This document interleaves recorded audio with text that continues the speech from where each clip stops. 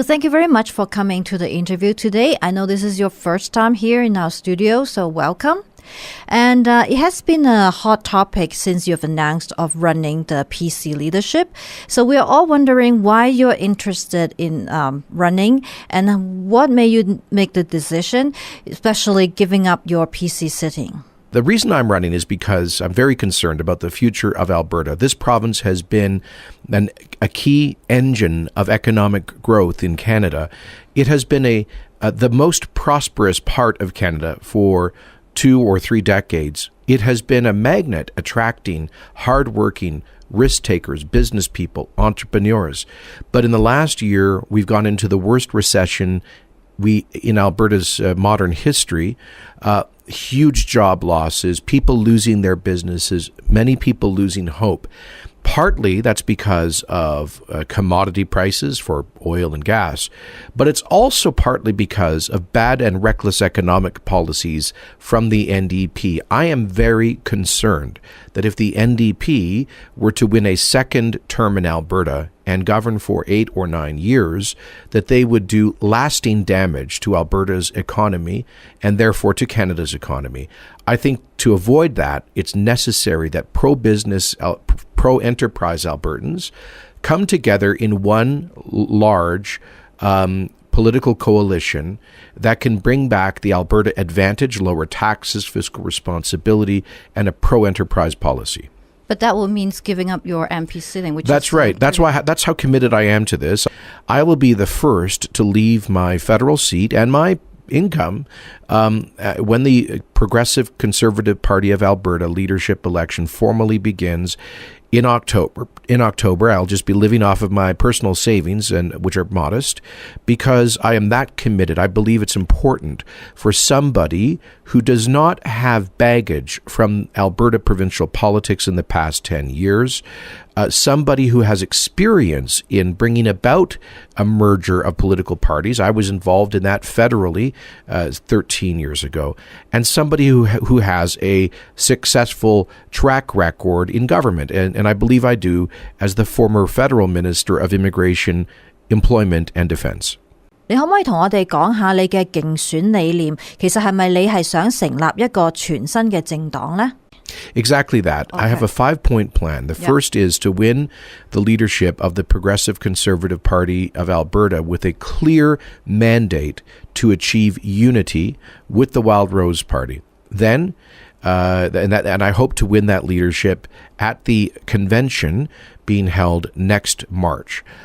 Secondly, I would immediately begin discussions on to merge the PC and Wild Rose parties. I would do that with the leader of the Wild Rose opposition, Brian Jean.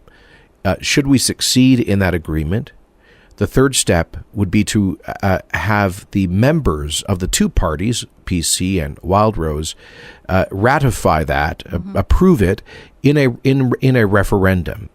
Should they approve that, I think probably next summer of 2017, the fourth step would be to set up the new party, the new Free Enterprise Party, at the end of next year. And the fifth and final step would be an election for the leadership of the new party at the beginning of 2018. So it's a long, complicated, but I believe necessary process that would get us to one single united Free Enterprise Party able to challenge the NDP and hopefully replace it at the legislated election date in May of 2019.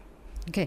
But it doesn't necessarily mean that you will end up be the leader of the new party. No, it doesn't. I'm taking a lot of risks here. This is not driven by some kind of empty ambition. I'm only doing this because I believe I'm uniquely well suited to bring about unity amongst the Free Enterprise political forces in Alberta. 其實而家亞省保守黨同埋野玫瑰黨，佢哋最大嘅分歧係喺邊度呢？ I think the differences are mainly historic.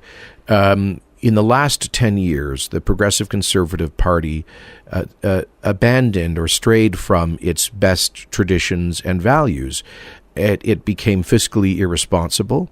There was a perception that it was increasingly arrogant. Remember some of the spending of Premier Alison Redford. There was a view that it had become manipulative and cynical. Remember Mr. Prentice calling an election 1 year before the legislated date. And there were some anti-business policies, the Stelmach government changing the royalty regime that created investor uncertainty for oil and gas. So all of these things together, I think, helped to create the Wild Rose Party. I don't think there is a strong reason for them to be separate at this point. And they used to work together under the leadership of Ralph Klein at the provincial level. I think we can rebuild that broad pro-business coalition. But we're hearing a lot of resistance from the PC. I would say a little resistance. There's one or two people who don't publicly are strongly opposed to the idea of unity. But polls have been taken showing that about 2 out of every 3 PC voters would support the idea of a united new party.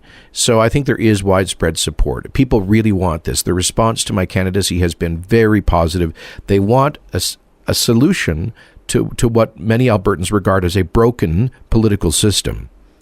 咁你預計喺呢個計劃嗰度，你會遇到啲咩嘅挑戰呢？ There are some people who have important positions in the Progressive Conservative Party who are opposed to unity. They want to just continue to do what they are doing, which I think is not a recipe for success. And so there is some resistance there. My message to those people is, look, I respect your concerns, but a political party cannot be focused on the past. It cannot be an act of nostalgia. We should not focus on what divides us. We should look to the future with hope and focus on what unites us. Everybody has to be willing to be flexible. And, you know, this is what we learned in the merger of the Federal Conservative Party between progressive conservatives and the former Reform Party. We all came together, and not everybody got their way on every issue, but everybody got their say. Everybody got a fair hearing, and we worked together as a team, respecting everyone within it. That's the kind of coalition, flexible, smart, and prudent coalition that we need. 你計劃點樣帶領亞省走出呢個經濟衰退呢？ Well, first of all, let's stop making it even worse. The NDP is piling taxes upon taxes upon taxes in the midst of a recession. They raised income taxes on individuals, corporate taxes, payroll taxes now with Justin Trudeau's CPP payroll tax increase. They've raised property taxes, especially on businesses. And now they're imposing a multi-billion-dollar carbon tax, which will raise the price of everything. So the first thing I would do would be to repeal immediately their major tax increases, such as the carbon tax, such as the increased taxes on business and individuals. And second thing we would do would be to send a clear message to investors that Alberta is open for business again with reliable and consistent rules. Thirdly, I would focus on skills. Even in Alberta with high unemployment, there are some occupations that don't have enough trained workers. So I think we need an education system that's more connected to the labor market, to the economy. 所謂嘅亞省優勢對你嚟講係一啲嘅乜嘢嚟嘅呢？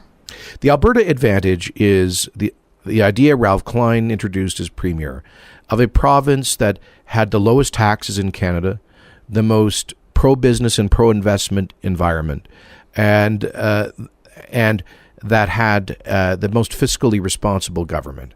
Unfortunately, we've lost that Alberta advantage, but we can bring it back. My message is one of hope. It's going to take hard work to bring back that advantage, to make Alberta once again the center of entrepreneurialism and economic growth, but we can do it. The Alberta people are resilient, they are innovative, we have tremendous resources, we're going to do all of that.